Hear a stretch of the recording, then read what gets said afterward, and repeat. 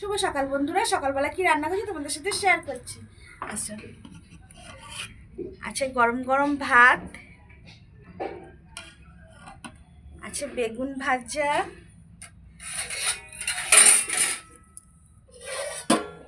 আর করেছি শুটকি মাছ, আলু বেগুন শিম মূলো দিয়ে শুটকি মাছ করেছি। নামানোর সময় একটু ধনেপাতা দিয়ে দিয়েছি।